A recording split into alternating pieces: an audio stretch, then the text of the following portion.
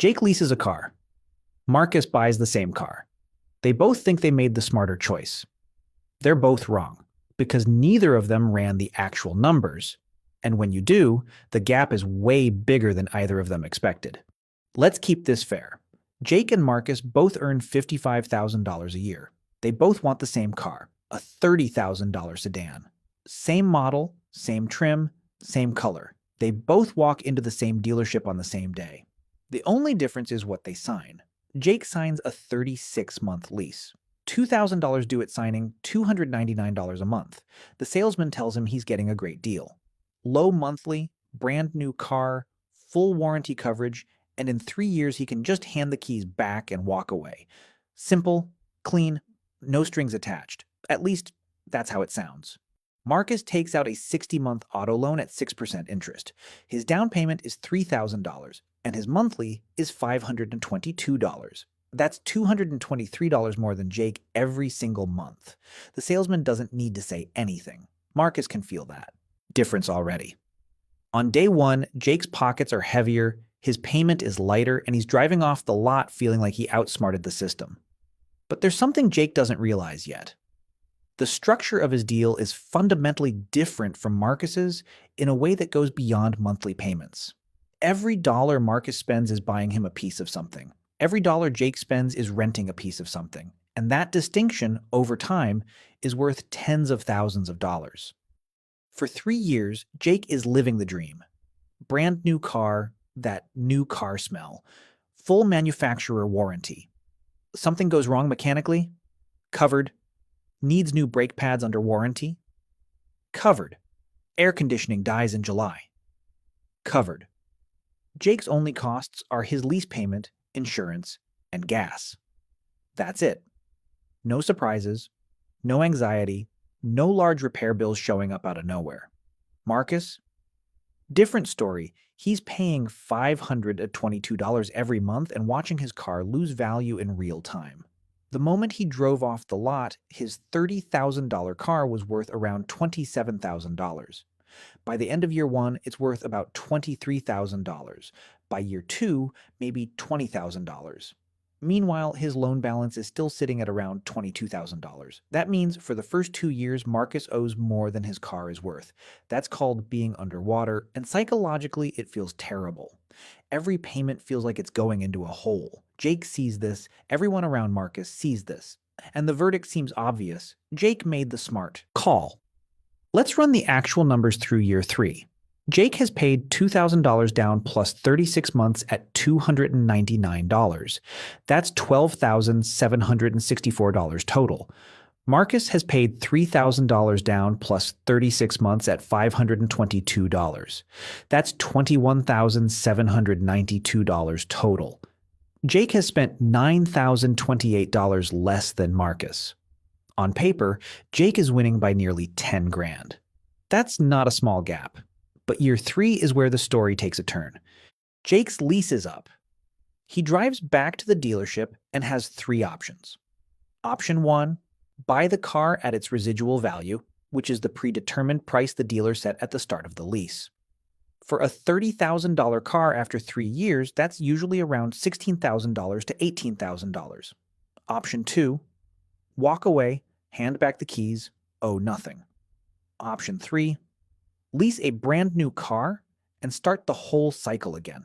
Jake does what 80% of leasers do. He leases again. New car, new contract, another $2,000 at signing, another $299 a month, another 36 months. He's back to month 1. The odometer reads 0. The payment counter? That doesn't reset. Now look at Marcus. He's 36 months into a 60-month loan. He still has 24 payments left. That's frustrating, but here's the difference. Marcus has an end date. It's circled on the calendar. Every single payment he makes brings him one step closer to owning this car outright. Every payment Jake makes brings him one step closer to giving the car back and starting over. This is the fundamental difference between leasing and buying that the monthly payment conversation completely hides. One is a conveyor belt. The other has a finish line. Month 60. Marcus makes his final payment. That's it. Done.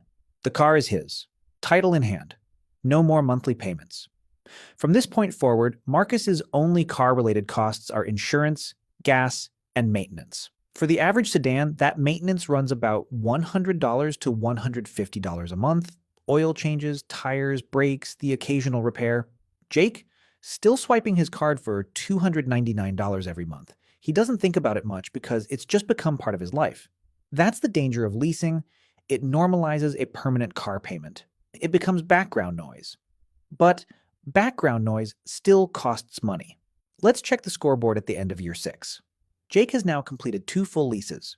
His total spend, $2,000 down on lease 1, $10,764 in payments, $2,000 down on lease 2, $10,764 in payments. That's $25,528.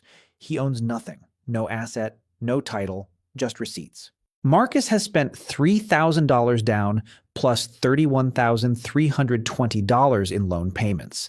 That's $34,320 total on the loan. But he now has 0 monthly payments and owns a car worth approximately $11,000 to $13,000. If we subtract that asset value from his total spend, his effective cost is around $21,000 to $23,000. Jake, $25,528 spent, 0 assets. Marcus, roughly $22,000 effective cost and a car in his driveway that he owns. The flip happened quietly, but it happened. And from here, every single month that passes makes Marcus's position stronger and Jake's weaker. The monthly payment is the number the dealership puts in front of you. It's the number on the commercial, the number on the website, the number the salesman writes on the little card and slides across the desk. What they don't slide across the desk is the list of conditions attached to that number. Mileage caps. Most standard leases allow 10,000 to 12,000 miles per year. Sounds reasonable until you realize the average American drives about 13,500 miles a year. That means the average driver is over their limit before the lease even ends. The penalty? Typically 15 to 25 cents per mile over the cap. If you drive 5,000 miles over your limit across a 3-year lease, that's $750 to $1,250 due on the spot when you return the car. And you don't find out until the end. It just shows up on your final bill like a surprise tax. Wear and tear? The dealership inspects the car when you return it. That door ding from the parking lot? The coffee stain on the back seat? The curb rash on the wheel? From that one parallel parking attempt, all billable. And normal wear and tear is defined by the leasing company, not by you. What you consider normal, they might consider a $300 charge. Disposition fees. Most people don't even know this exists. When you return a leased car and don't lease another one from the same dealer, you're charged a disposition fee. Typically $300 to $500, just for them to process and resell the vehicle. You're literally paying them to take the car back. And if your life changes mid-lease, you move to a city where you don't need a car, you lose your job, your family situation changes, getting out early can cost you the entire remaining balance of the lease. There's no simple exit. You're locked in. These costs don't show up in the $299, but they show up eventually. If I only showed you the downsides of leasing, I wouldn't be giving you the full picture. Buying has real costs that people like to downplay. Once that manufacturer warranty expires, usually around year 3 or 4, everything is on you. Brakes wear out, tires need replacing, belts crack. The AC compressor fails on the hottest day of the year. And unlike a leased car, there's no one to call. You're either paying the mechanic or learning to fix it yourself. For a typical sedan, maintenance costs average around $1,200 to $1,800 a year once you're past warranty. Some years it's just oil changes and new tires. Other years, it's a $2,000 transmission repair that ruins your month. The unpredictability is the part people struggle with, at least with a lease. You know what you're paying every month, and depreciation is real. Your $30,000 car is worth $20,000 after 2 years and maybe $12,000 after 5. That value didn't go anywhere useful. It just evaporated. The difference is that depreciation slows down dramatically after the first few years. A 5-year-old car doesn't lose value nearly as fast as a brand new one, so the longer you hold, the less depreciation hurts. Time is the buyer's best friend. Here's where the full story comes together. Over 10 years, Jake has leased 3 to 4 cars. Each cycle costs him roughly $12,000 to $13,000 in payments and fees. Add in mileage overages, wear and tear charges, and disposition fees across multiple leases, and Jake's total 10-year spend lands somewhere between $45,000 and $52,000. At the end of year 10, Jake has no car. Or rather, he has a car. But it's not his. It never was. Marcus paid $34,320 for his loan. After that, he spent approximately $10,000 to $14,000 on maintenance and repairs over the next 5 to 7 years of ownership. His total 10-year spend is roughly $44,000 to $48,000, and he still has a car sitting in his driveway. Older, sure, but worth $4,000 to $6,000 and fully paid for. When you net it out, Marcus spent less and has an asset. Jake spent more and has nothing. The difference over a decade is somewhere between $15,000 and $25,000 depending on the specific lease terms, maintenance luck, and how long Marcus keeps the car. And that's just one car. Most people will repeat this cycle 3, 4, 5 times over their adult life.